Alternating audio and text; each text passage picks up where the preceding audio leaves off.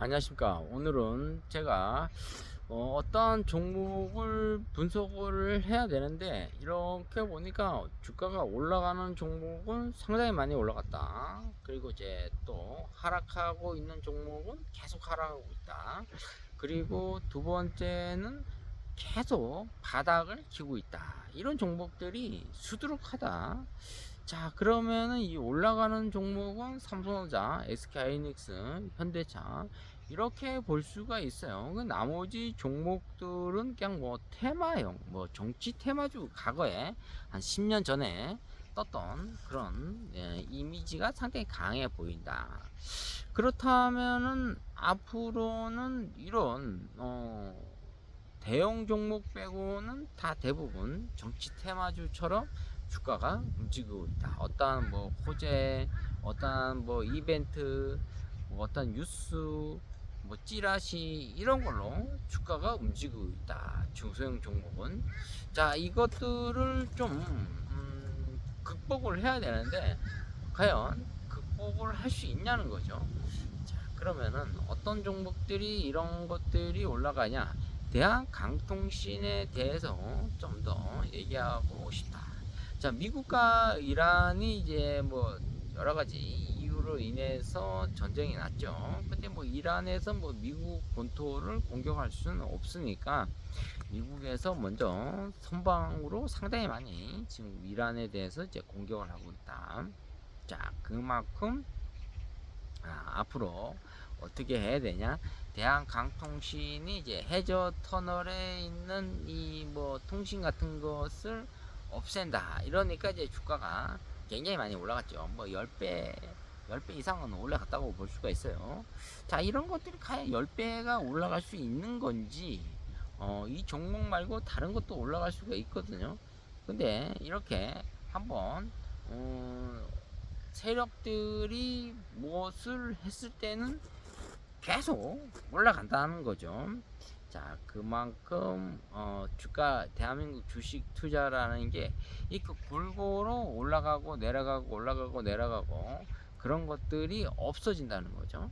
그러면은 어떤 것들이냐? 이제 대형 종목은 대형 종목대로 계속 매수세가 쏠림 현상이 일어나고, 그 다음에 중소형 종목은 어떤 테마가 이루어졌을 때는 그 테마의 지속성에 의해서 꾸준히 올라간다, 이렇게 볼 수가 있는 거죠. 내 종목은 대형 종목도 아니고 우량 종목도 아니고 또 테마형인 그런 이벤트가 있는 종목이 아니기 때문에 주가가 올라가고 있지 않다. 그러니까 아무도 사지를 않는 종목들은 뭐 동전주 이런 것 이제 상폐될 가능성이 있으니까 안 올라가는 거죠. 두 번째는 기업이 뭐 매출액이나 영업이 이런 것들이 저조하다.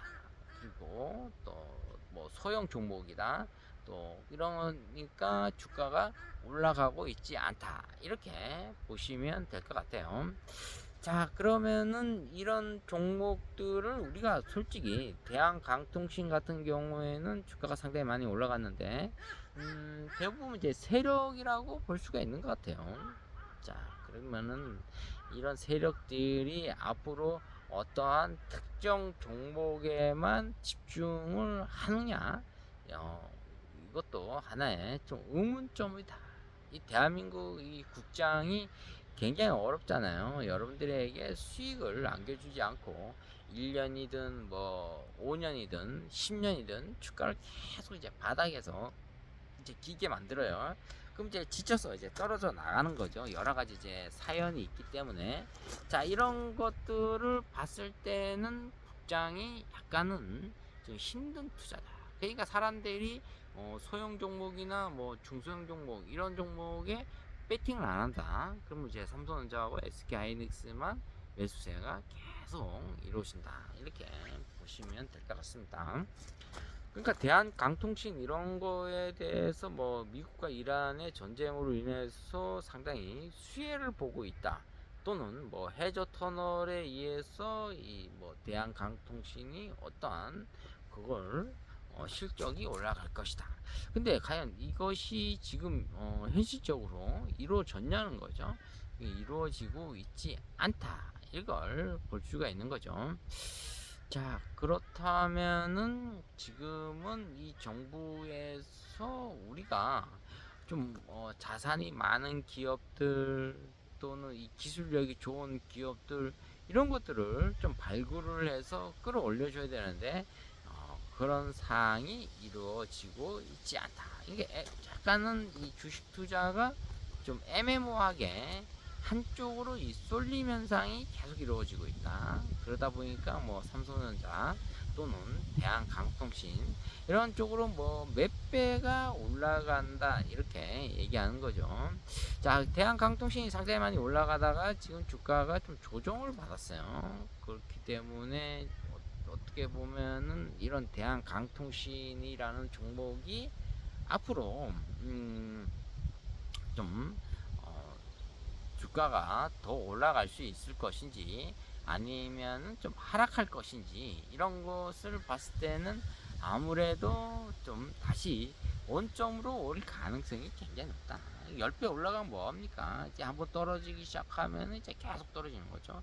또 세력이 이런 종목들을 또 하나 여러 가지를 이제 보고 있다가 다시 올린다.